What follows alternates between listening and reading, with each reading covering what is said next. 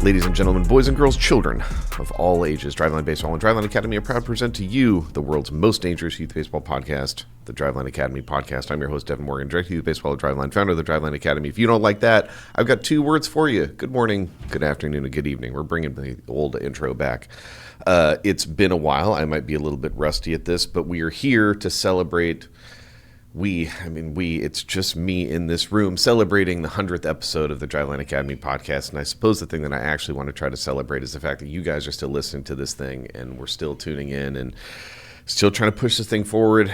So thank you guys for being here. I had this idea that we were going to do like some fanfare, try to make this something a little bit different for episode 100. But the reality is that like I have to come into this space as I am, and how I am right now is a little bit bruised and battered through life and through the peak of the summer ball season. And that's just the truth of where I am, so I'm bringing that into that space. And I guess if you guys are in the same configuration and you're kind of getting through the craziness that is the peak of the summer ball thing, and like... man, all I can tell you is that I am right there with you. I am definitively right there with you. We'll get into a little bit of that further, but first, as long-time listeners, first-time listeners, last-time listeners know, we just got a quick bit of housekeeping that we need to do. AxeBat.com, code DL20 will get you 20% off at AxeBat.com, which is a reminder to myself that I need to go holler at Jay and the boys, because somebody told me a week ago that the AxeBat.com code DL20, as in... Drifting Legend 20, Ken Block, rest in peace. DL20 will get you 20% off of bats and stuff at AxeBat.com. Somebody told me that the code didn't work. I'm going to go holler at the boys over there, make sure that that's all set up, and we'll get that resolved immediately. Because you can use that code AxeBat.com. You can use that code DL20 at AxeBat.com to get 20% off of all the stuff that you need as a stick and ball sport enthusiast. So we're going to get that sorted. The other thing we have is our Driveline Academy camps. We're ripping camps for young players ages 9 through 14 in our Arizona facility, our Washington facility, and our Florida facility. All three of the spots, all three of them have camps. So you're going to go down there. You are going to have your child get trained by some of our staff using just kind of like this game and goal concept about how we really think ideally the youth trainers should be, or youth athletes should be trained. I wrote this post up about like our Academy team Slack last night about kind of the way that we do training from those ages of 9 to 14 and what changes we get in high school. And the point that I was kind of making relative to some of the changes we're making within our Washington Academy internally is that we generally believe that there's a difference between high school athletes and younger athletes. And I think on the face of it, that seems true. But I think simultaneously, I think there's this aspirational part of the way that we parents evaluate the way that our kids are trained in baseball. And we want to see them doing the stuff that it looks like what the big leaguers do. And I understand that totally. And I would probably offer that I'm guilty of some of that myself as a parent, the way that I thought about what was appropriate training for my children when they were younger. I mean, to that end, I brought my son into Driveline right before he turned 9. He's still 8 years old. So you could definitely accuse me of that, and I think I would be found guilty. However, I think the thing that I learned once I came into Driveline back in old yesteryear of 2018 is that you can deploy that type of system, but you can change the structure of it and the way that the athletes engage with it to make it more age appropriate.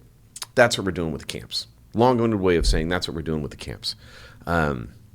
So if you want to check out some of that action, you want to train in a Driveline gym, you want to do it in this camp format, well, then I got a thing for you. We got discount codes, WA Camp 30, AZ Camp 30, and FL Camp 30 will get you 30% off of the retail price of signing up for that week-long camp. So it's 3 sessions, 3 2-hour sessions over the course of a week. Typically, it's going to be... well, actually, every facility has their own thing, so I'll just leave that out of it. But anyways, it's 3 sessions, 6 hours of training. If you divide that cost by the discounted amount with using that code WA Camp 30, AZ Camp 30, and FL Camp 30, I think you will see that the per hour rate is way cheaper than anything that you're going to find on the lesson side. And that's intentional, right? That's intentional. I think we really understand that, like, the thing that we're swimming upstream against, especially if you think about like a market in Arizona, is you got a whole bunch of guys that played some amount of higher level baseball. Some of them want to continue to do that, and they start coaching, and they'll just kind of do lessons. We've talked about the lesson thing ad nauseum. I'm not saying in any way, shape, or form that anybody that's trying to do lessons for youth baseball players is like a bad person. I'm definitely not saying that, because I know guys who do it, right? And I think some of them are absolutely trying to run this in a way that is beneficial to the athletes and everything that they need and everything that entails. However, I would offer that there's also a different way to do it, which is, instead of existing in the lesson model where it's like flaw, fix, flaw, fix, flaw, fix, that mode of instruction, if you will, there's a different thing where you put youth players in an engaging environment where they're driven to accomplish goals that are personal, in terms of their skill development. That's how you keep them engaged. You communicate their current level of progress. You incentivize their progression of progress, and you just wash, rinse, repeat that cycle over and over and over. So that's what we have with the camp. So you can check them out in all 3 of our facilities in Washington, in Florida, in Arizona. And the only other thing that I can stump for is our Washington Academy teams. If this is like hyper specific to you and you live in the greater King, Pierce, and Snohomish County area, such that you can make a drive down to Driveline and have your kid be on the team. Typically the way that these things are done is we'll talk about like features and benefits of the program. And I can talk about that stuff when it comes to my team's program until the proverbial cows literally come home. I can pontificate ad nauseum about the benefit of what we're trying to do with our teams program, how it's going to give you the most exposure to this system of player development that is truly the thing that is going to help your player continue to play the game of baseball. Like that's what we do. That's the way that we, again, have taken this Driveline system of professional player development, collegiate player development, really, really high-level player development, and I don't want to say modified, but we've changed the application of that system in a way that's relevant and appropriate for younger kids with one singular intention: develop their skills and keep them emotionally and physically safe. Keep them engaged in the game, I guess, is the thing that trails with both of those intentions, but that's what we do with our teams. And typically, if I was doing an ad read about our teams, that's the thing I would hammer for you. But I think what I can do succinctly for you is also tell you the things that you're not going to find in our program. The things you're not going to find in our Washington Academy team programs, you're not going to find coaches yelling at kids.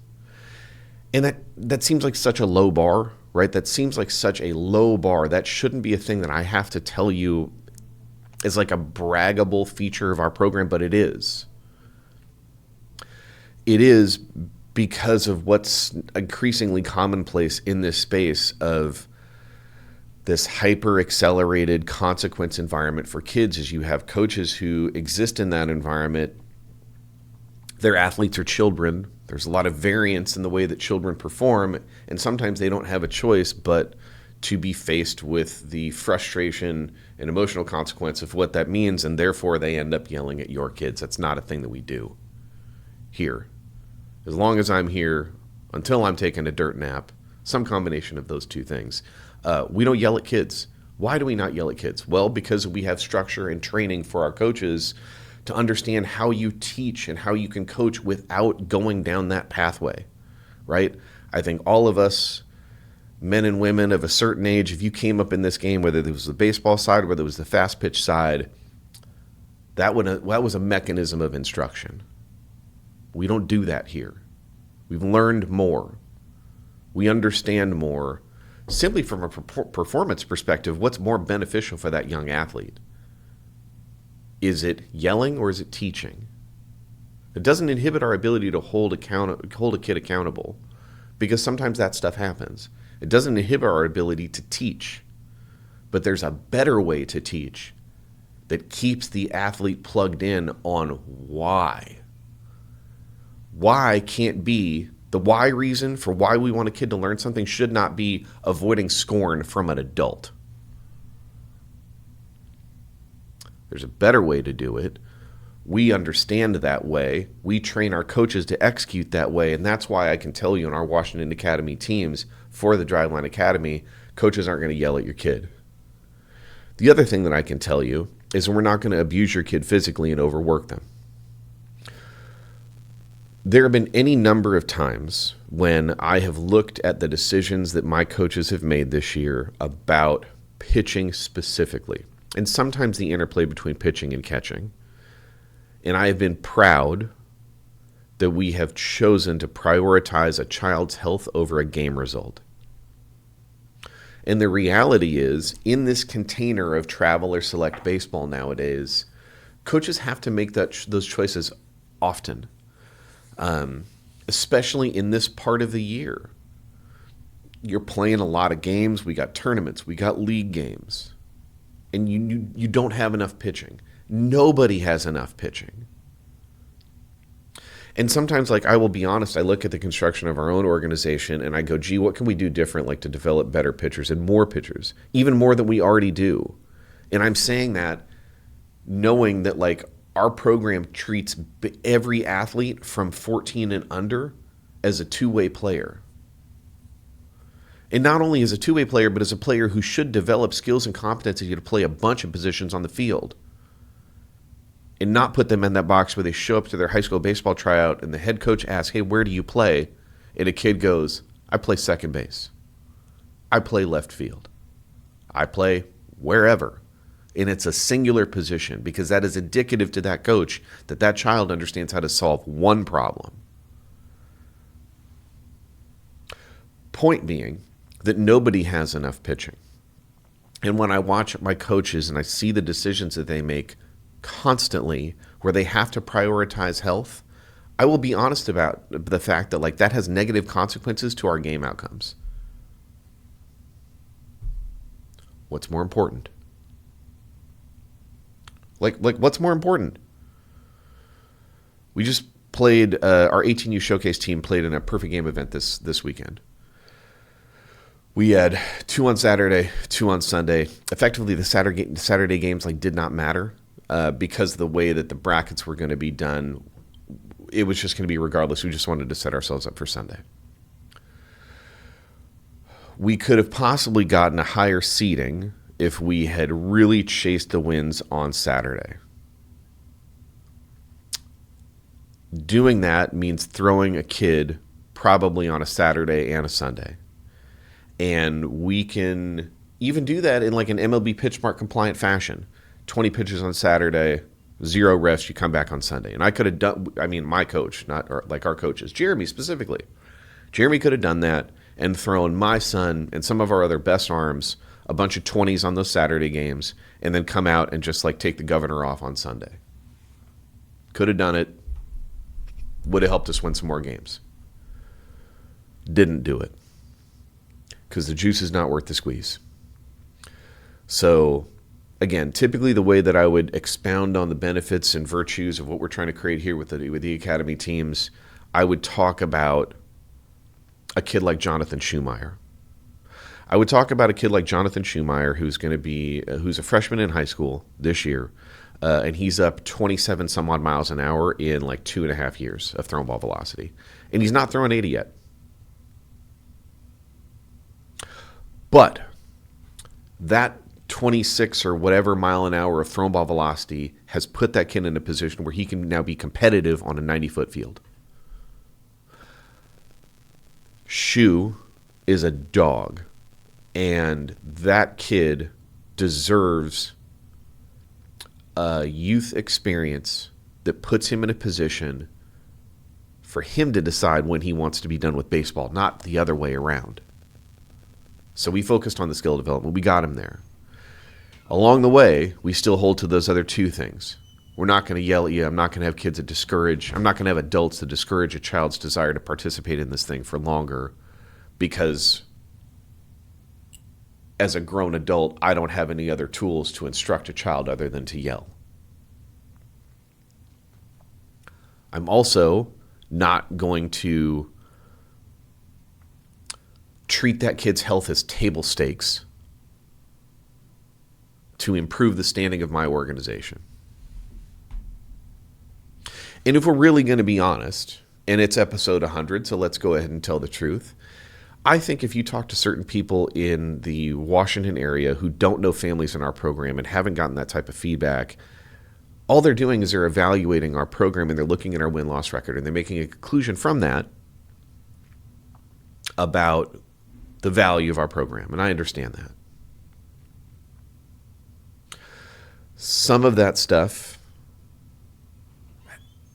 does revolve around us doing a better job of creating the more perfect mousetrap, right? How do we adequately teach the baseball fundamental IQ stuff that a kid needs to be equipped to continue to play this game, but also make sure that they have the skill stuff in parallel, because you have to have both. Again, Jonathan Schumacher is up 26 miles an hour throw ball velocity. That kid knows how to play the game. And if I talk to his dad, I would bet that if I asked him, hey, what did Shu look like as a 10 and 11-year-old? Probably the same. Has he learned more about how to play the game in the last 3 or 4 years? Yes, absolutely. We've paired that with skill development. And not skill development where I'm just flapping my gums about it and I don't show my work. Real skill development. A quantifiable, well, I guess I can just look up the number. Yeah, it doesn't really matter. It's 26 point whatever miles an hour of throw ball velocity. I know it and I can show it because we measured the stuff that matters. And if my guys and girls that I am privileged enough to work with don't put that kid in a system where skill development is also prioritized, then he can have all the game awareness, baseball IQ, and dog mentality, which he has, and he's still non-competition viable as a 90-foot baseball player.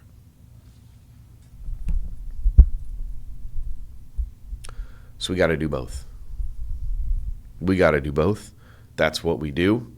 I am very proud of that being the hallmark of our program. So, hey, if you want some of that action, you know people who are looking for a different experience in youth baseball, come holler at us. Driveline Academy teams, click the link. You're going to have to go through an application.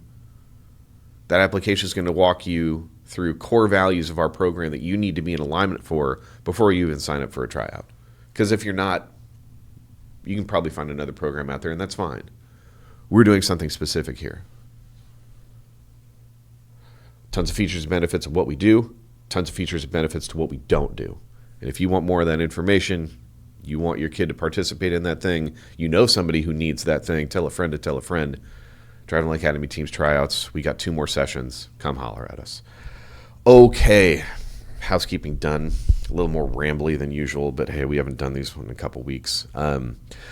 So, I said for episode 100 on my socials that I really wanted to celebrate you guys with episode 100. Because this isn't a thing unless you guys pay attention. And so much of what I try to do is put information out to you guys that you can implement and either be informed by some of the perspective we're able to share or some of the mistakes that I've made and learn from those, right? Of which there are many. But I really wanted to celebrate you guys. So let's talk through some of this stuff because you guys sent me a bunch.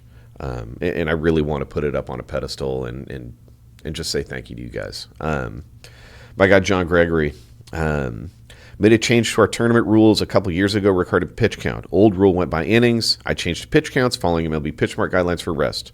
Some griping in the beginning, but now the other 2 tournaments in our area have followed suit. John, fire me up, man. Fire me the up. I've seen so much lately about an innings-based solution and the volume of pitching that allows.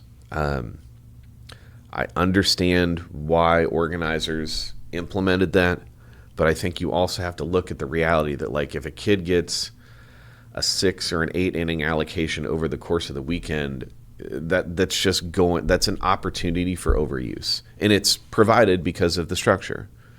An innings-based approach is just not adequate at controlling volume in a meaningful way that inhibits overuse, and that's the truth. I've had some conversations recently with providers who are running an innings-based thing, and what they tell me is that you guys are choosing it. That's what they believe. They believe that their customers are choosing an innings-based limit.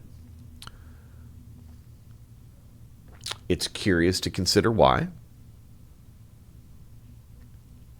It's curious to consider why some coaches would look for a rule set that we all, I think, understand is more permissive of overuse, and what that says about the more broad aspects of our environment. How many people are actually choosing this? How many people want an innings-based rule? Because I can sit here and tell you of all of like the 12 weeks or whatever we've done, I think at this point of This Week in Pitch Count, a lot of those, a disproportionate percentage of those entries are from organizations, event providers who are running an innings-based rule for controlling pitching. It ain't working. It absolutely, definitively is not working. But what the organizers are saying is that, like, we're choosing it. Puts them in a really tough spot, right? If they know that their customers, or they believe that their customers are choosing a rule set that, again, is more permissive of overuse, it's a business decision about whether you're going to change that rule or not. It's not really about arm health, right? I can be as convicted as I want about the need for kids to stay healthy and be protected with a safe rule set. It's hard for me to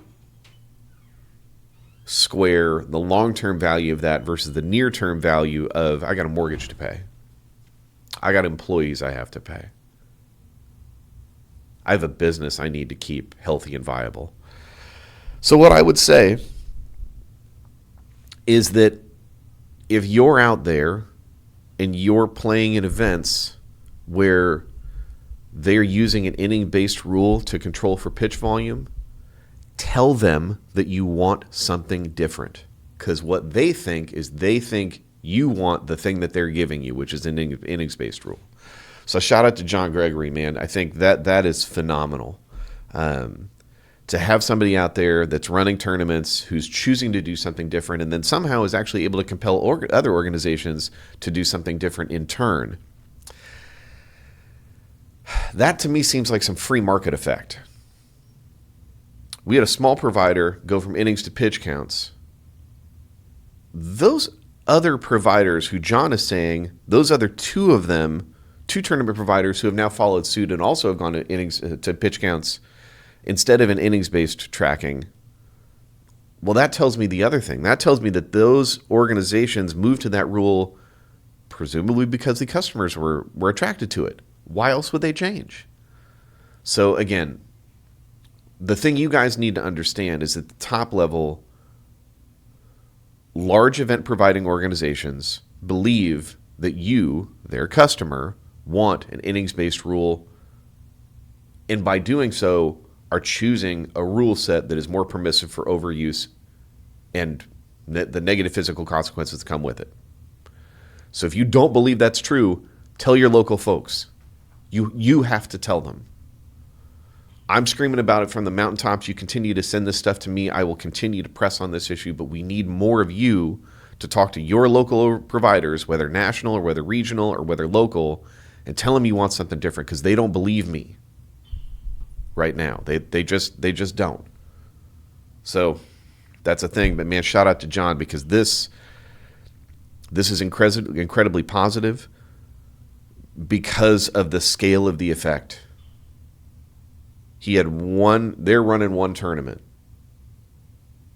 They believe that they had to do something different, and they compelled, through the benefit of their change, two other people to follow suit. We need more of that in this time wherein I can't wave my magic wand and make everyone come to the same realization about the need for unified rule set and unified reporting.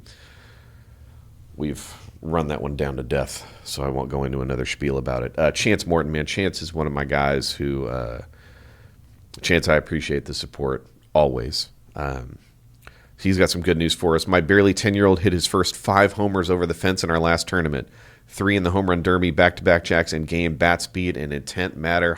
Babe, tell me something good. Bat speed matters.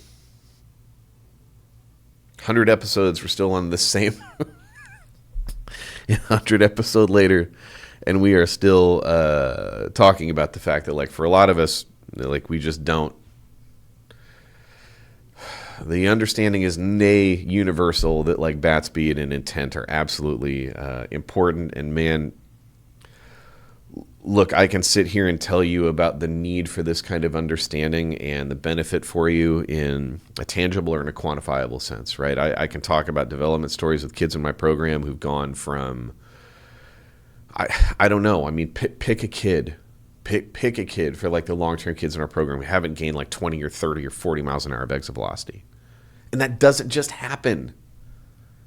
It doesn't just happen. Waiting is a crappy development strategy, whether you're waiting for physical development, whether you're waiting for throw ball velocity improvement, whether you're waiting for bat speed gain, whether you're waiting for exit velocity. Oh, just wait.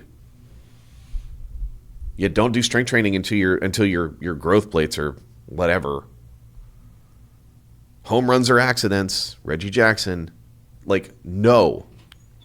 All of that stuff is wrong, and I can sit here and tell you that clinically, and, like, a lot of you understand, and you've continued to push this information that we put out. You are having your own success stories on the ground, and, like, that's all great.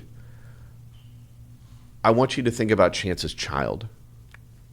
I want you to think about what that young man now understands about what he is capable of in this game.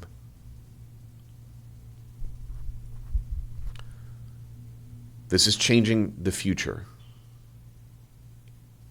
And I know that, like, it makes me sound super hippy-dippy when I talk about it this way, but there's two versions of Chance's kid here. There's a version of this child wherein they do it the way that we did it. The good kids are good. The bad kids are bad. The kids in the middle typically never get any better. And the basic job is not to screw up the ones that are good. And we have no developmental pathway. We have no longitudinal tracking. We have no understanding of the ingredients of the recipe for a home run. Pitcher supplies the power. Home runs are accidents. Backside four-hole grounder. This young man's life has changed because somebody understood the ingredients are different than what we were told. They understood that skill development is a thing that you can do with a child. We can increase their capacity in an age-relevant way that helps them, at the end of the day, more than anything else, enjoy the game and feel competent, competitive, and everything that that means about the way that that young person conceptualize themselves. And if we're changing what that means for that child at 10, imagine what it does for that child over the course of the next 5-10 years.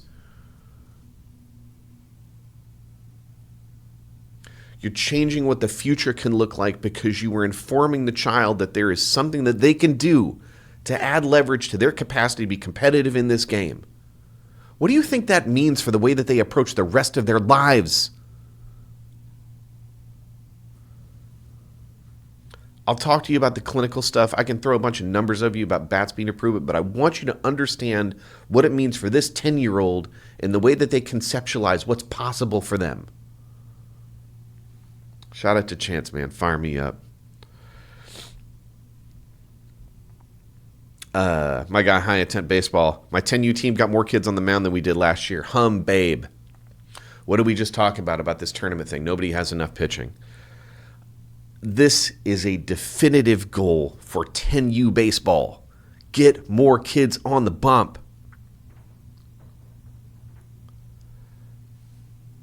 That's a different thing, though, than hyper-focusing on the small amount of children who might have a greater amount of skill at this very specific task, which is pitching in the game in the current term, and riding those kids until the proverbial wheels fall off. This is different. I got more kids on the mound this year. Babe. The juice from that squeeze might not even show up this year. But again, when you get more children exposed to the fact that like this is a skill that they can work on and they can learn and they can develop, we're changing what the future looks like.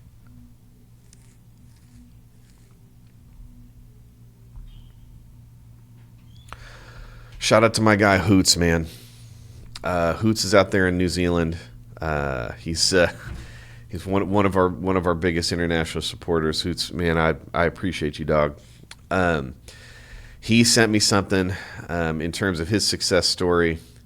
Baseball in New Zealand, fully MLB PitchMark compliant since 2020. You want to talk about changing futures? What do you think it means to have a structure and system in place for an entire nation where they're protected from overuse? How many kids have a capacity to continue to play this game because injury does not derail their experience? National compliance. Do you understand? Think about what that even means to baseball in New Zealand, right? Hoots, apologies. I may not be familiar with all of your game, but I don't think, from what I understand, that baseball is like the national sport in New Zealand. It's a thing that we're trying to grow. And if it's a thing that we're trying to grow, then it makes sense that we want to do everything in our power to create structures and systems in place to optimize for more of these kids to stay in the game and more of them to want to play. And if that's a thing that you're trying to get as your outcome, that it makes sense, absolutely, to protect them from the type of overuse injuries that stop them from playing. I had a dad reach out to me this week. I've known this kid for a good long while. He used to train with us back in the days in the old facility, a little bit in the new facility. He's been kind of bouncing around to different teams over the course of the last couple of few seasons. Kid's good. He's a phenomenal athlete. Probably hasn't gotten as much development exposure as he could have, but like that's not my choice to make, right? The dad asked me like, "Hey, is there any like guest play stuff that we could hop in with your 18s for the end of the year?" And I said, honestly, yeah, we could maybe figure some stuff out. But the thing that would be easier to add would be arms, right? Like if the kid can pitch, then right now, or if he's just like looking to jump on with us entirely for the rest of the year, not guest play, but like let's just, let's do the thing. So I say, hey, is he still pitching? He goes, well, elbow's not happy right now. Elbow's dinged up, so he probably shouldn't pitch. And I was just like, look, if his elbow is not happy, then the last thing that I'm going to do is put him on the bump for us wearing a Driveline jersey. Like, not going to do that.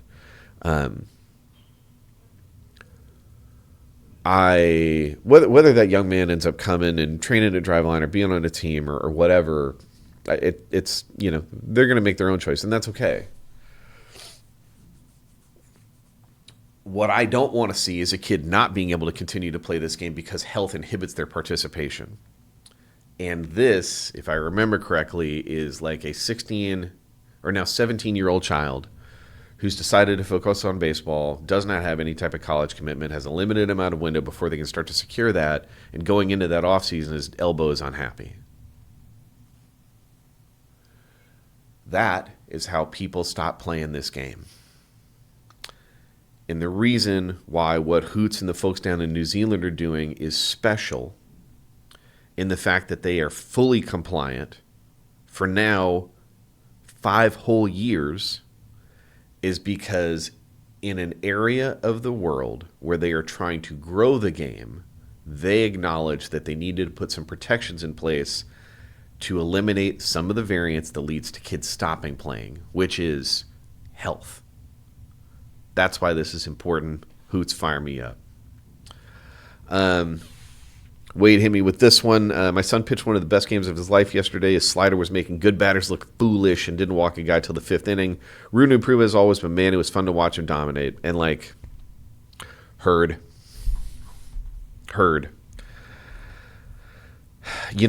All of these all of these small successes, man, they just add up. And whether we're talking about stuff like Hoots is doing in the New Zealand side that's fully compliant since 2020 with PitchSmart, whether we're talking about what John's doing here, whether they went from an innings-based rule to a pitch count rule, and they, in doing so, compelled other tournament organizations to do the same thing.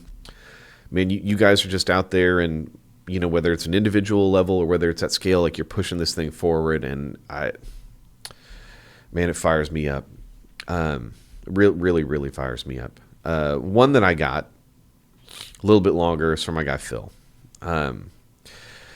Phil goes, starting back in 2015, I coached in a park and rec system where rec baseball is still alive. From there, I formed a club team called the Coyotes. We made it through the pandemic, practicing twice a week without fail at a small local park, tucked away near a Department of Water and Power depot, in masks, wiping down equipment, all that. Dude.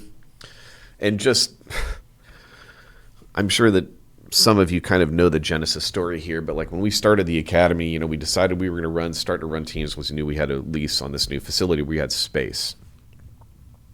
That was in like February, early March of 2020. Guess what happened also in 2020 in March? COVID, shutdown, etc.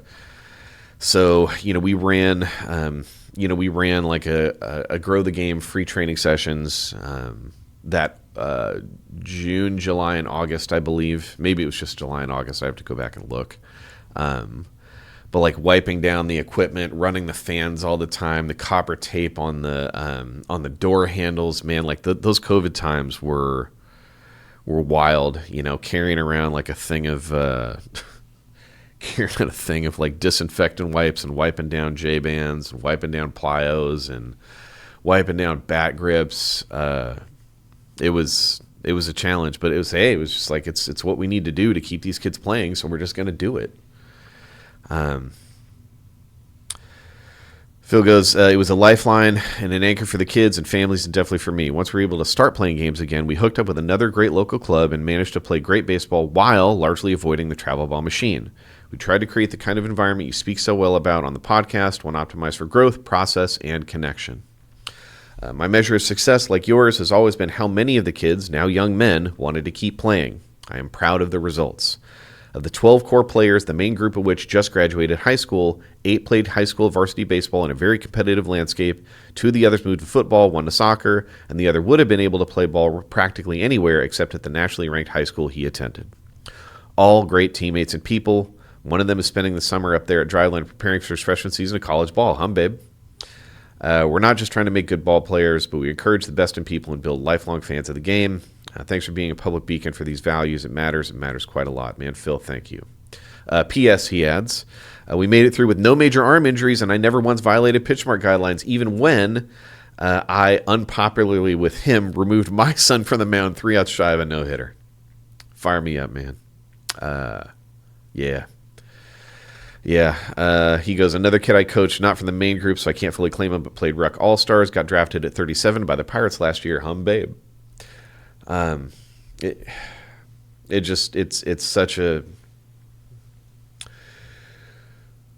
It's a very fulfilling thing to hear these stories for you guys, man. So thank you. I really, really and truly appreciate it.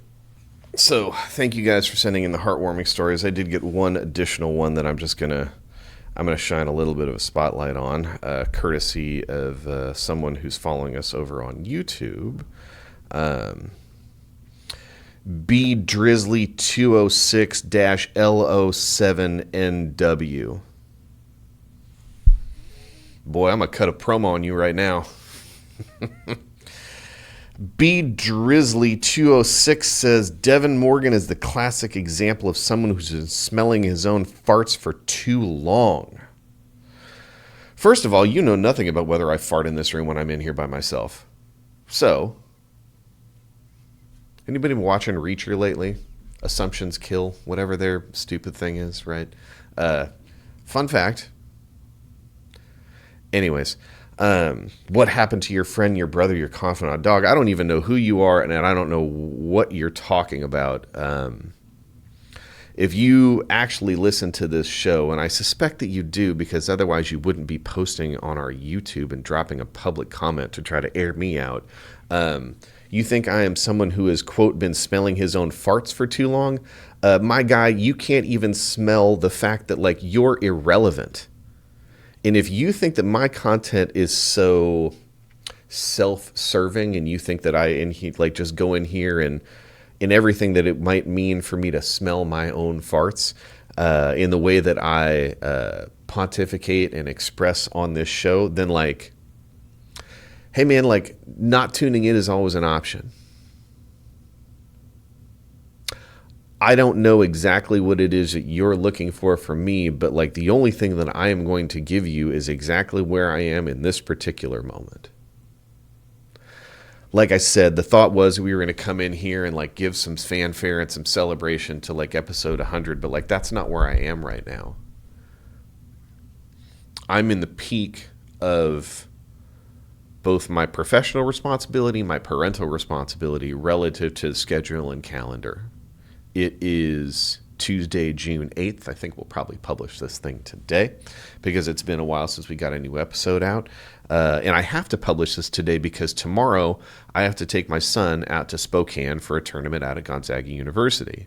When we get back from that, I have 3 days of his participation in the Pac Northwest games. Once we get back from that, I have 1 day at home, and then we have to go out to Pullman, out where Washington State University is, for a different tournament. I come back, I have a couple days. I have to go celebrate my brother-in-law's unexpected passing away for the 3rd or 4th year with my wife's family, and it's going to be a really good time. And then when I come back from that, I immediately have to go to another baseball thing for my son where we're doing tournaments out in Miami. No, we have games in Miami, Puerto Rico, the Dominican Republic, and I think we might have a game out in the Caribbean somewhere.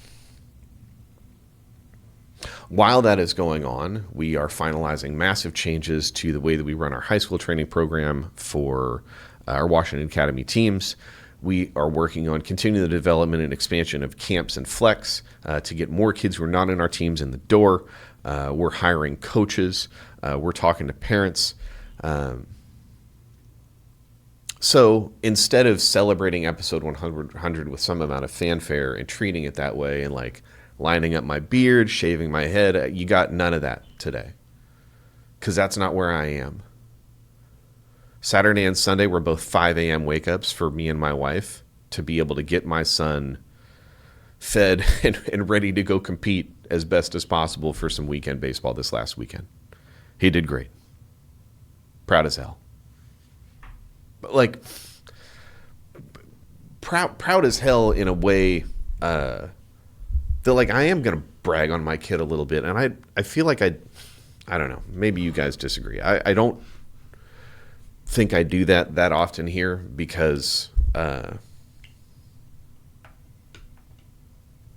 have tried to put up some lines between what I do and my son's career. But goddamn if that kid didn't make me so flippin' proud this last weekend. Second game on Saturday, we dropped the first one. I think we lost 5-4. Again, could have made some different pitching decisions that would have been more likely to secure that win. Didn't really matter for the bracket, so we lost the game 5-4. It was tight. We played him well. Good opponent, etc. It's fine. We needed someone to pitch in the second game that we had on that Saturday. We gave that opportunity to a kid who has been with me for a good long while. My understanding is that he is decided he's not going to play baseball as a senior because principally he doesn't want to kind of commit for, like, the full summer ball thing in his senior summer. He wants to, like, spend time with his friends. And, like, I totally get it. So this is probably his last summer. So, and he's been competitive on the mound before. He comes out and it just, he had a hard time. Just straight up that happens. And first of all, for this kid in particular, I'm going to just say something for the small amount of people that probably know who I'm talking about. That kid has stuff going on in his life, in his family, that, like, anything that happens on the baseball field is, like, kind of whatever. And in so much as it matters, while I don't want him to have the experience of go out there and kind of get his teeth kicked in on the mound. I'm glad that for that moment in time, he was able to step away from the other stuff that probably is like living heavy on his head, on his heart.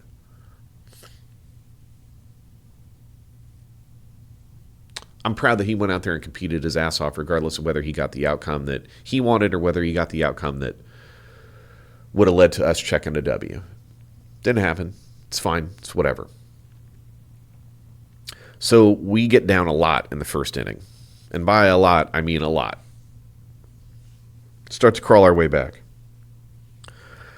My kid, first AB, I think, flew out on a short liner to center field. Second AB, hustles out an infield single. And I think at that point we were chasing 10.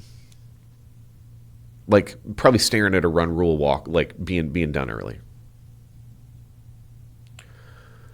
Tags up on a fly ball from second to third.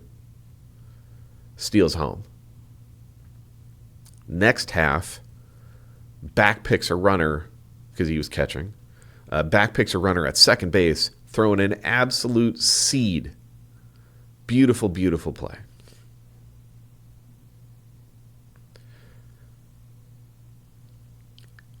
And I got choked up after the game telling him how proud I was.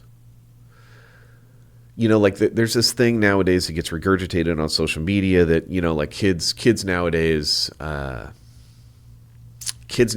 know how to play the game, right? That's a thing that we hear a lot. And if we're hearing it, there probably is some amount of truth to that, right? That there's some amount of college coaches who are getting kids from high school, who high school baseball players, and also in this summer select ball thing. And there are things that they have to instruct them that we've previously treated as fundamental.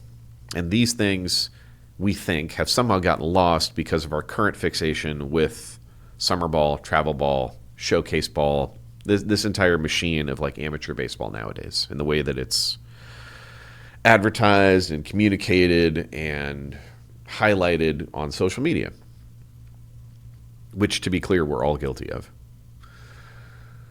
And I can't deny that, right? First of all, I'm not a college baseball coach. And second of all, I know college coaches who have said that very thing. So I understand that that's something that's going on in our ecosystem.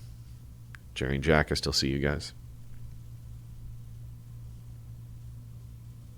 The other thing that's going on is I am proud to say that you have kids like my son who they got one gear when it comes to competition.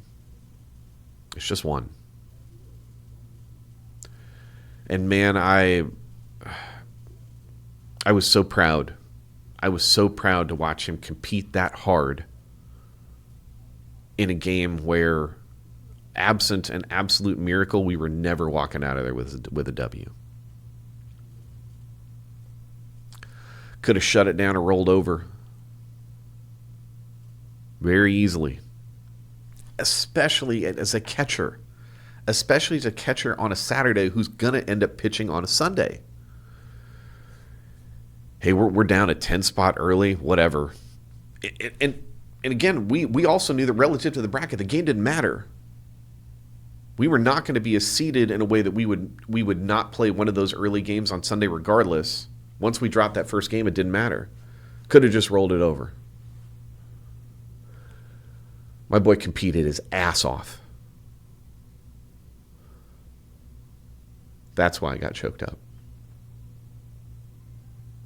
Because it is a beautiful thing to see a young person's expression of who they are in the way that they pursue trying to be as great as they can all the time. Not when it's easy. All the time. And along that journey, I think if you've been actually listening, BDrizzly 206-L07NW, and like I know that you're a 206 guy, obviously. We probably know the same people. So the fact that you want to like pop off at me on YouTube, use my government name, and you don't want to have a conversation with me, like, cool. Because in my mind, that makes you no different than any of the other cowards who, when afforded the opportunity to talk, when afforded the opportunity to express dissent with me in a personal space in real life, chose to avert their eyes and keep pushing. So, BDrizzly 206, unless you want to revisit me and revisit this and find me on a field and tell me exactly what you think, I'm sorry, dog, but like your comment is getting blocked and deleted, and I'm just going to keep moving because you might think that I am someone who has been smelling his own farts for too long, and I will tell you two things. Number one, there is no person in this universe that is more aware of my flaws and failings as a human being. But I'm also on the line, my guy. I'm also putting it out there. I'm also doing the work. You're a YouTube comment. You're an anonymous name. No one knows who you are, and no one will know who you are. So I might be out here in this room smelling my own farts. Again, who farts? Whatever. No tangent. I might be in here smelling my own farts. What I am not is you dropping anonymous comments on YouTube. So good luck with that. Got a couple of interesting pieces for you guys. There was a story that came out about the A's got a kid playing shortstop, right? Jacob Wilson, all-star. Kid's having a heck of a game. Story came out in late June. It's going to make a lot of people a little hot. Who says video games are bad for kids? Fortnite has helped turn Athletics rookie shortstop Jacob Wilson into one of the premier hitters of the game. So let me go ahead and read a little bit for us, children. Wilson explained to ESPN's Jeff Passan that he plays the popular video game Fortnite as soon as he gets up in the morning. The favorite to win the American League Rookie of the Year describes how playing Fortnite helps his in-game decision-making. This is a quote from Jacob Wilson. Kids are going to love this one, and for sure they will. Parents are going to hate me. Yes, you're probably right. I'm a big believer in video games. It's a fast decision-making strategy, Wilson said. I think that gets me ready for the game because when you're in the box, you have to process a lot. So there's some days where I'll wake up and I'll play video games and then I'll go to the field and I'll have a good day. Some days I won't play and I don't see the ball well. I think it really helps me train kind of the decision-making that I have to make 6 to 7 hours later at the baseball field. Back to the article. Wilson has used Fortnite to help with his baseball skills for years. His father, a 12-year MLB veteran Jack Wilson, was initially concerned the game was interfering with his son's development in high school before coming around. This is from Jack. I do believe in the hand-eye coordination that video games give so long as you do your homework. Kids, if you're reading, do your homework. Like, for sure. We all, as parents, like we got to say that, right? And again, what's incredible about Wilson's game is he rarely walks or strikes out. In 323 plate appearances, he struck out just 22 times while drawing only 18 walks. He has the lowest strikeout rate in baseball at 6.8%, while ranking in the 19th percentile at a 5.6% walk rate. So it's interesting, and when I read that, there are some interesting studies.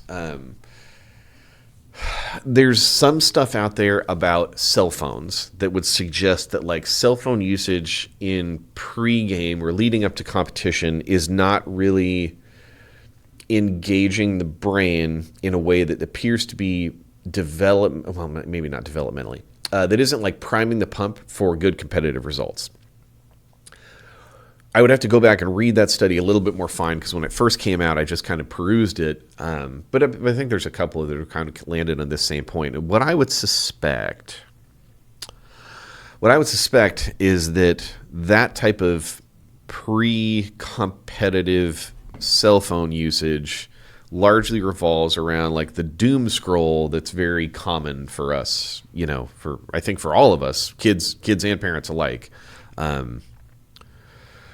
That's not necessarily the way that Jacob Wilson is talking about engaging in Fortnite, which is both things. The necessity of fast decision-making paired with hand-eye coordination. Of course, all of this is anecdotal. As far as I'm aware, no one has done a direct study that links Fortnite playing with any type of quantitative hand-eye or decision-making improvement, right? So I can't stand here and tell you that you need to get your kid in Fortnite class at age 9 or 10 to help them make better decisions. But I've generally thought that a lot of this, this to-do about kids playing video games, and how that was not helping in sport was a little bit much ado about nothing, right? Because bad athlete in the scope of all of these things, period of my time, and probably the period of time where I was the best of myself as an athlete, pretty darn good hand-eye coordination. Not for nothing, but pretty darn good. So when I think about the way that I watch my son play Fortnite, it is that combination of things. It's there's a definitive perception and action link that these kids are engaging in when they're playing that game. You're perceiving the environment, you're perceiving the threats, you're perceiving the opportunities, and you have to make decisions. You have to take actions based on the information that you're bringing in. I totally buy it that primes the pump for baseball development. I do, and I understand that this is anecdote. I understand that this anecdote, I suppose, is no different than the one that I demonized from Reggie Jackson earlier, wherein he goes, home runs are accidents. Sure. I mean, please look at some of Reggie Jackson's swings over the course of his career, when he was both with the A's and with the Yankees, and tell me that those swings were non-intentional. For real. But again, I do think that you can start to understand that it's very easy for us to look at kids playing video games and video game bad, real life good. And again, I'm not saying that there shouldn't be balance. I'm not saying that what Jax Wilson is saying here, do your homework, right? But I think it's also reasonable to conclude that if a kid is playing a game where they have to engage in this perception action link, and that's paired with a focus of hand-eye coordination, that there might be some benefit in terms of their baseball competitive ability. Or it also just could be a way for a kid to decompress and do some fun stuff that's not baseball. Both of those things are probably good. What else did I have for you? There's a really interesting article by Jay Caspian King in the New Yorker talking about the state of basketball. And he got some interesting quotes from a bunch of high-level guys. Talked about what LeBron and Steve Nash about talking about at the Mind of the Game podcast. And so I'll just read from it. On a recent episode of Mind of the Game, a podcast hosted by LeBron James and Steve Nash, James spoke about how during his hoops upbringing, about how different his hoops upbringing had been from that of kids today. James said he would go play on playgrounds of Akron, Ohio, where he learned to improvise, how to get around multiple defenders, and create scoring opportunities out of nothing. His sons, on the other hand, had mostly learned how to play basketball indoors in a programmed environment, James said. They were taught the game by a fleet of coaches and other professionals. There's a good quote here from Jay Williams. Today, he says, development starts younger, it's more specialized, and it's driven by business now. A star prospect will require a set of physical gifts, but to compete now, he will also need the kind of resources that you have to buy. Goes on to say, it's getting too expensive for some kids to even play, and the pressure to be perfect takes away the love of the game, Luka Doncic told Jay Caspian King. All of that training has led to uniformity in play. Quote, today's style is more rehearsed and more optimized. So really what this kind of comes down to in a technical sense, that as a business person, I will communicate to you is the difference between blocked and random practice. And I think the takeaway here, and again, the anecdotal experience of what these guys are telling you, is that there's a lot of benefit to having exposure to both. If you want to maximize bat speed development, throw ball development, even long-term athletic development in a way that you would give a kid a curriculum there, you probably want some amount of structure. like if you're going to go through a throw ball development phase, you actually need to have some structure in terms of the cadence of recovery days, hybrid days, and full intent, full go days. And you need to have the structure of a deload before that. You need to have the structure of a progressive on-ramp before that. You need all of that structure that puts your body in a place so that you can get that stimulus, be exposed to that stimulus, and get like the super compensation adaptation thing. You need that structure. I think kids also need to play games. We need to have some structure about the way that we dose in unstructured gameplay in training. So, the big takeaway for me here is like, if you just look at this as a conversation that revolves around, well, is blocked practice back better or is random practice better? There's going to be a bunch of different opinions, and you can look at a bunch of studies that are going to show different benefits to different exposure to block practice at sometimes, random practice at other times, etc. I think the one actionable thing that I can give you as a youth baseball parent or as a youth baseball coach, whether you're coaching a team, whether you're working with your own kid, whether you got high school kids, there's going to be some benefits to a structure that provides stimulus in both of those directions. Block practice, meaning a structured amount of sets and reps to the way that we'd get through like a hybrid B or a hybrid A day. That's block practice. Block practice could be the amount of sets and reps of swings that you want to take with something like a power trainer, a youth power trainer, to improve bat speed. Structure. Random practice, you can dose that in too. And I think that there's benefits to exposing kids to both. So think about like the application of that on the hitting side. You can get through a bat speed phase with power bat or with whatever, pick an overload implement of choice, so long as it doesn't wreck your swing. Insert rant about some of those devices from multiple previous episodes here. That's very much a thing, but you can also, within that container, add in just like some mixed pitch BP. That's the random part. And if I'm throwing mixed pitch BP, it's for sure going to be very random. Like home run derby, practice for the home run derby on both parties. Well, actually, let me back this up. Practice for the home run derby for a pitcher, a coach, a dad, whoever is serving up the ball, probably looks like them trying to dial in an approach to that where they're constantly serving up the hitter pitches that they can hit as hard and as far as possible. So you could kind of think that might look a little bit more like block practice. Then you get on a field and there's, call it 50,000 people there. There's millions of people watching. There's tons of cameras, and we've seen guys get a little bit yipped up pitching in the home run derby. The hitters who have been able to like succeed through that are typically the ones who are better at competing in a more randomized environment, meaning they're not like perfectly grooving it all the time.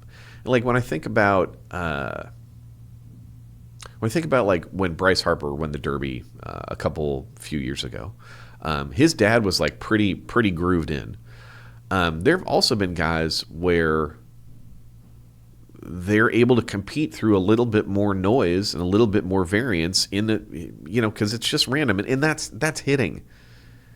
Hitting in the game is random practice. It is not block practice. It's random not only between location and velocity, but it's also random in terms of pitch type. It's random practice, so you want to have some amount of exposure to both. So I guess the broader point here is that if this is the thing that's true in basketball, and I suspect that it is, right? Like I'm going to take LeBron's word and Steve Nash. They probably know a little bit more than I do about basketball. The thing that I would offer for you guys that are listening, who are, again, whether you're coaching just your kid or whether you're coaching a team, whether you're coaching an organization, there are going to be times when you need to have random practice. Block practice is good. you have to sprinkle in some exposure to the random practice too, right? Block practice is going to get you the greatest capacity for some of the skill development stuff that requires consistent application of stimulus. Random practice is going to turn kids into gamers, right? Random practice, I think, sometimes seems a little bit unusual on the throwing side because you're not quite sure how to do that. But back in the day, we used to sometimes grab like a cheap yoga mat from the dollar store and paint targets on it, or sticker targets or whatever. I've also done like the hula hoop thing and just zip ties those to a fence. So you think about like a Venn diagram. Imagine what it would look like if you had three hula hoops kind of creating a Venn diagram of 3 intersecting circles. Why don't we just play a target game where kids have to throw to different targets in that kind of hula hoop location?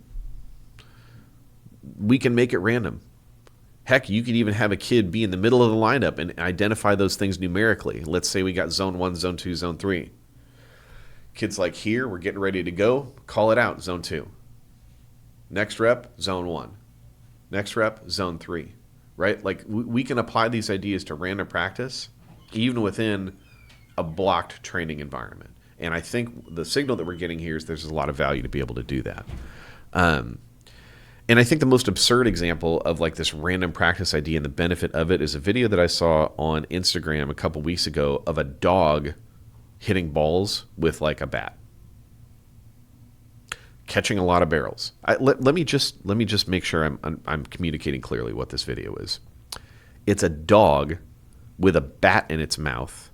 There is a human being that is throwing balls to the dog, and the dog is hitting them with the bat. You think that dog had much exposure to block practice? Do you think that dog got a lot of hitting instruction? Do you think that dog was talked to about the mechanics of their swing? And like, again, this dog catches barrels. I understand that we tend to fixate and get obsessive about mechanics. And again, if this is a topic that we haven't beaten down into actual horse glue over the course of 100 episodes of this thing, then there aren't any. I know that we've been on this before. But again, I have to go to the more absurd example because I have to help people understand that, like, it's not that by focusing on a game and goal driven environment that we're like leaving something on the table. Is there a time to get hyper focused on mechanical instruction? Yes, I will agree. But if you understand the benefits of random practice in the way that it inspires creativity and problem solving and that type of approach, and if you understand the necessity of that as a skill when it comes to the reality of competition, then of course, no one is talking to this dog about their swing mechanics. No one is putting this dog in a block practice environment. And I think you could offer that there's a heck of a lot of benefits to that. So whether you are training your own dog to have a future career as an internet sensation and catch barrels, or if you're just like training an actual human being, just understand that there's a lot of benefits to this random practice thing that I think we can learn from. All right, I only got one more thing.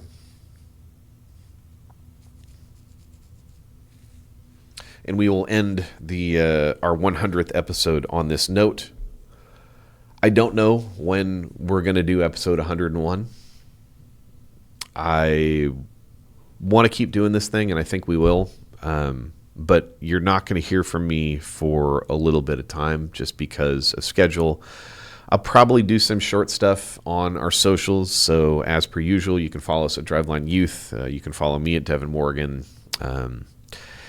And I'll put some stuff out for you, but just relative to schedule, there aren't going to be a lot of times that I'm even going to be able to be back in this room for at least like a couple weeks. And as such, I wanted to end on a story that I think is applicable. My mom was a nurse for 40 years. Good long time. Man, it's gonna be hard to get through this and not get choked up. My mom nursed for a long time, and specifically, she was an emergency room nurse for a majority of her career. When I was a kid, my mom would have to go to work very, very early in the morning. And I remember fondly getting dropped off at the Kroger's house, where I would sit down and watch the end of, who was it, Jerry Falwell or whatever, it was on the 700 Club, because that was like the last show that would air before All-Star Blazers, which was like a Japanese anime show that they got ported over to the U.S. audience, and I would just be as happy as a clam for like 30 minutes watching these really cool dudes like fly around in these spaceships in space and fight the alien bad guys. It was awesome. But I think at a young age, it connected to me that my mom had to work to provide for the two of us, and that meant getting up early in the morning and dropping me off at the Kroger's house before the sun came out, because she had to work. And, over the course of the next like 30 or 40 years, again, my mom chose to be an emergency room nurse. And, we had the luxury of having my mom with us for like a week and a half, a couple weeks ago. And we were talking, about baseball, and we were talking about, I don't know, what the future holds. And I think sometimes what I was expressing was a little bit of frustration about, the gap between what kids say that they want and the actions that they take that are supposed to be in concert with their desires, but often are not. And the thing that my mom said was like, there was certainly an easier path for her in nursing. She didn't have to work in the emergency room.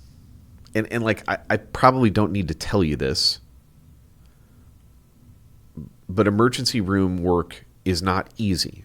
If there's a spectrum of nursing, and I'm not saying that any of it is easy, but if there's a spectrum of nursing, there are some jobs within that spectrum that are more challenging than others. And by definition, the emergency room is a thing where people have emergent needs.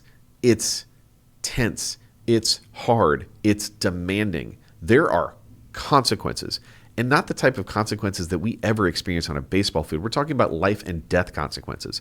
And my mom chose that for more than 30 years. I think pretty close to 40. I know she had some nursing time in addiction recovery unit. Again, also not easy, but the majority of it was spent in the emergency room.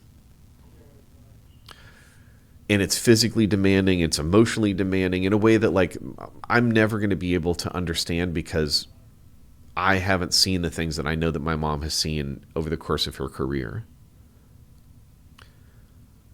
And we were talking about her choices in nursing while we were talking about some of the choices that kids make who say they want to be really good in this game, but they don't put action behind that statement. So I asked my mom, like, why did you choose that? Why did you choose the hardest path? And she says, because it was in my heart.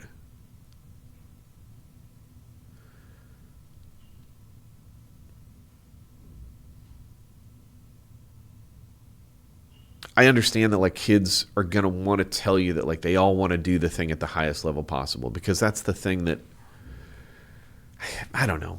That's the crazy thing that I think sometimes we want them to say. Sometimes I think as parents and coaches, I think we want them to identify with like that the highest level challenge.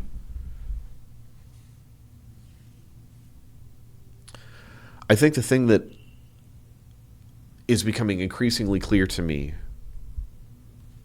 is that not everybody really wants that. And again, I don't know if this is more like Deven smelling his own farts content, so do with that what you will. But when I watch the choices that my son makes, he's making the choices that are in his heart.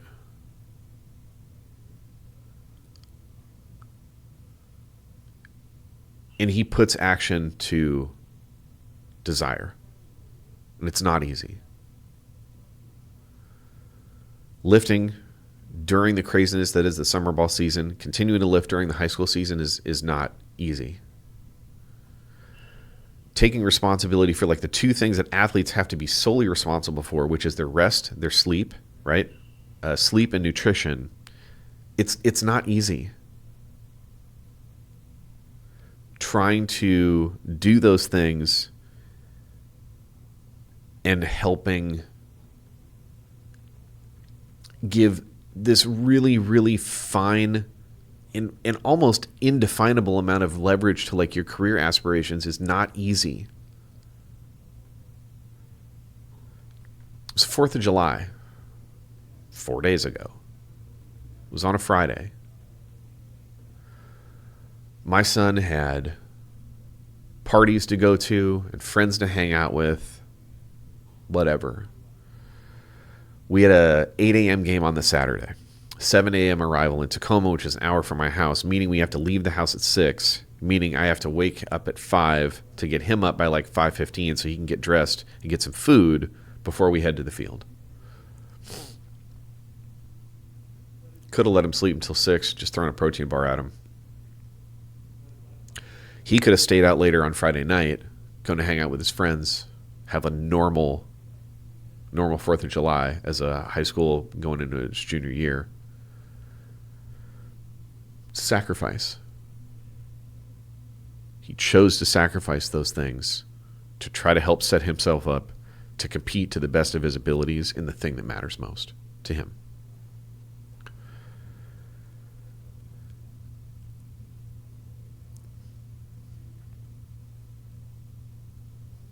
This thing isn't easy. Like I understand that there's some people out there that would look at, I don't know, again, I'll reference Bryce Harper, right? Because I think he's the best example of a kid who did the thing that like some of our children even actually aspire to, right? Like be so good in high school baseball that you can go play like 1 year of JUCO ball as an 18-year-old, mind you, and then go get drafted.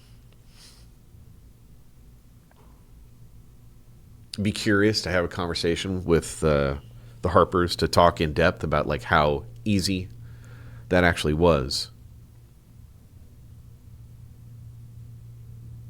But I think the thing that I am understanding is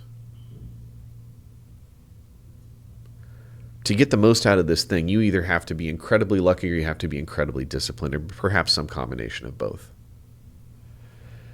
And when you understand how unlikely it is to get to the real mountaintop that we've talked about often,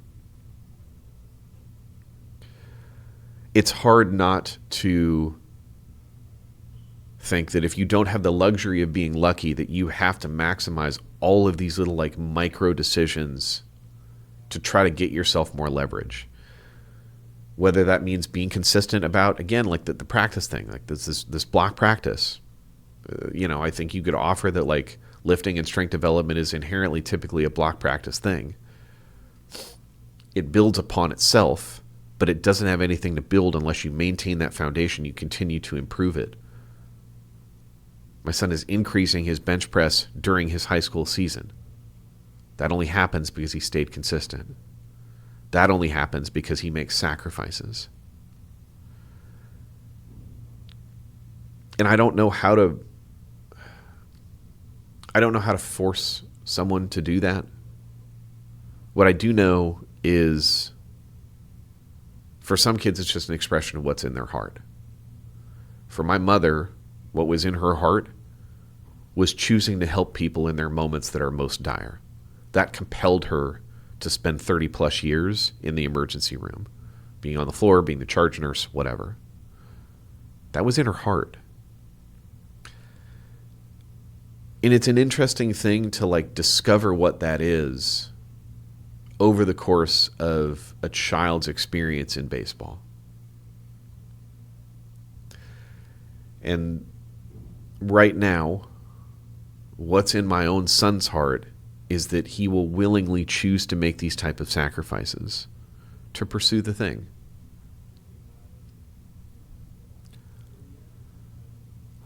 When I wrote this note about, is it in your heart? Like, that's what's on my note. I was thinking about how I was a little bit angry, maybe not angry, a little irritated about some of the conversations that I have about kids and their commitment when I understand and I know definitively that, like, they aren't making the sacrifice. And I don't know what to tell you, man.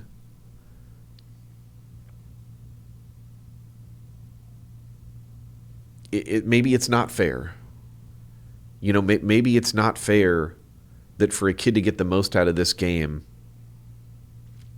which means that they need to be attractive enough as a 16 to 18-year-old person for a college coach to want to give them a shot.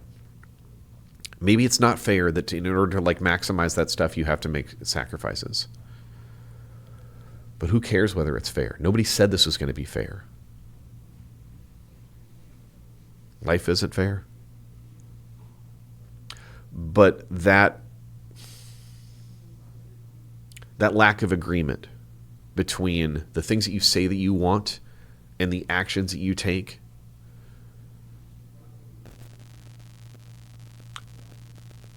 that's the part where it's fair for us to hold kids accountable, especially at these ages, right?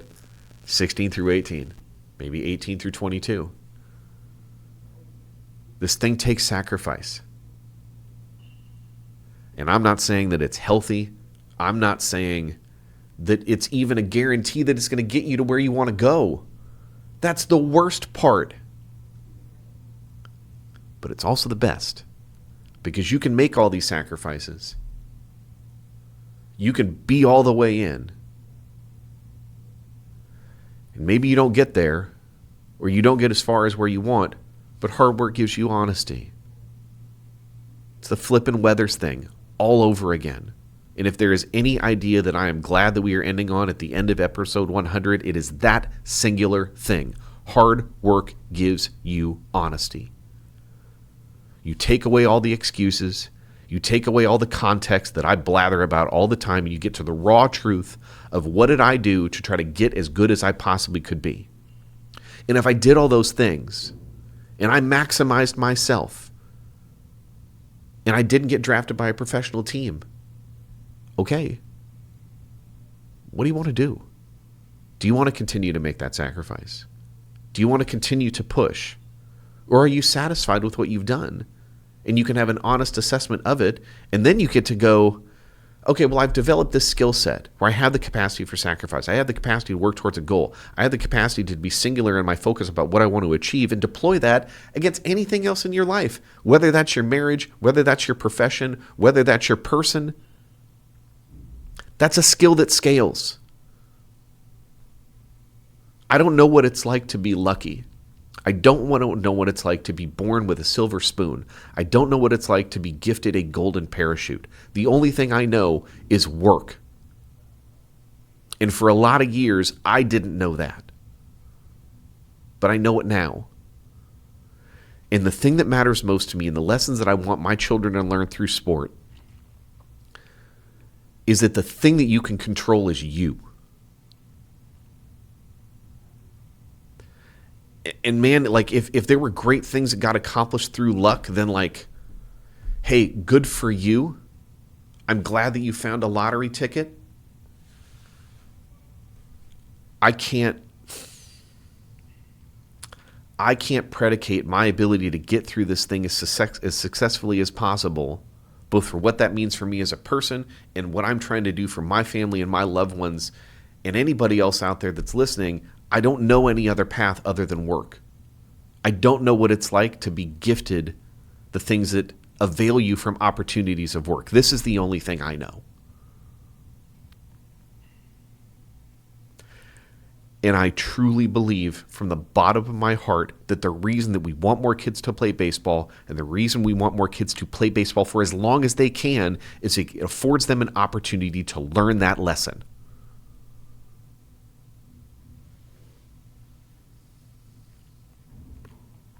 I know that Will Smith is in the news typically now because, boy, he's putting out some new music that's absolutely terrible. However, during the press run, I think for the last Bad Boys movie, there was a really great quote that you can find of him talking about like the difference between going from a D to a C to a B to an A. And he talks about the fact that like people who get C's, they look at the kids that get B's and they're like, oh, well, I just have to get from 1 to 1, right? It's just like a +1 modifier. Oh, to get from a B to an A, it's just a +1 modifier. And Will Smith laughs at that. And he's like, do you understand the amount of work that it takes to go from a B to an A? And do you understand the reason that I'm going to win and the reason that I'm going to beat you is because I understand the level of commitment that it takes? You can talk about Will Smith till the cows come home about his Scientology thing and whether it was appropriate or not to slap Chris Rock in the face on national television for talking sideways about his wife. Honey, just understand that if anybody ever dared that to you, boy, I'd go viral. Anyways, the difference from going to a B to an A, it's not just a 1-to-1 thing. It takes more. It's like the difference between 100 to 101 decibels isn't just like a factor of 1. The higher you get up on that chart, the greater the gap between the value below and the value below, the value above, as I understand it. That's the difference in trying to go from good to great. It just takes more. And at the end of the day, I think the question that's pertinent about whether that's a thing that you actually really want, it comes down to the thing that my mom said. What is in your heart? Is it in your heart to be great? Is it in your heart to give up and sacrifice towards the thing that you want? And if the answer is no, that's okay. Find the thing that actually you want to sacrifice for. Take what you learn in this experience of the game of baseball and the sacrifice that entails and the teaching that implies and go apply that someplace else. That's a skill that scales, and it should be a deliverable as part of this experience for every kid that plays this game for long enough.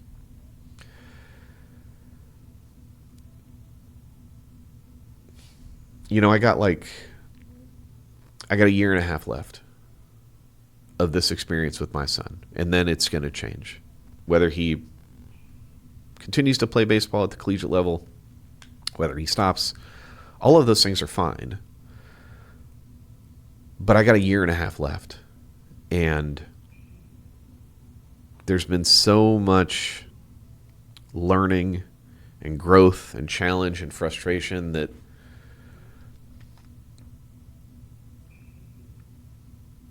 it's really been a privilege to watch.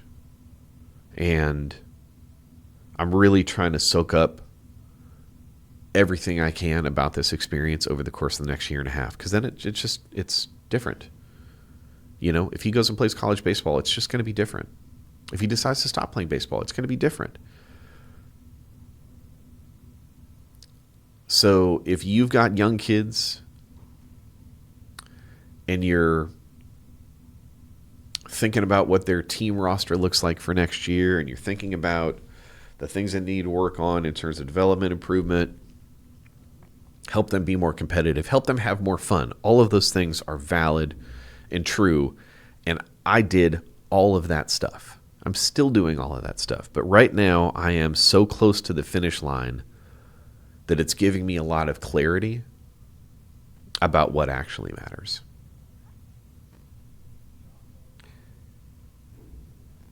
And I think the only thing that matters is like what's in your heart. Is it in your heart to want to be great? And whatever that means for you. And if you do, understand that what you're identifying, the link between goal and work and sacrifice needed to get there, is not a thing that's domain specific. That's not about baseball, man. It's just not. And if there's just one thing I could give you, man, it's like I really hope that that's a perspective that you can impart on your athletes, because then we're winning either way. I really truly believe that. All right, that's all I got for you. I got through it without crying. Thank you guys for sending in the success stories. Really means a lot to me. Thank you guys for being here and listening. It means a lot to me. Like I said, it's going to be a while till we get another episode. I'll do some stuff on socials just to keep it pushing.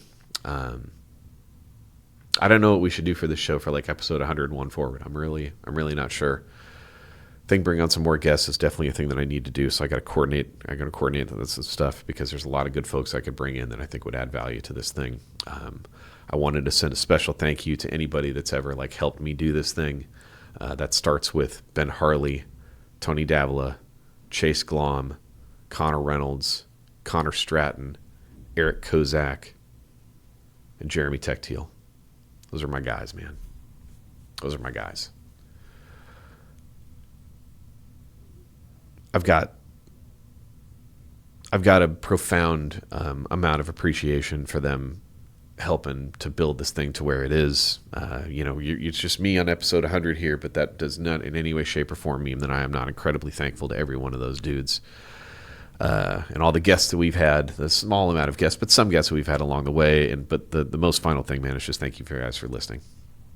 It means a lot. So that's all I got. Follow us on Driveline Youth. You can follow me at Deven Morgan. I don't know what episode 101 through 200 is going to look like, but we will figure it out together. That is it for today.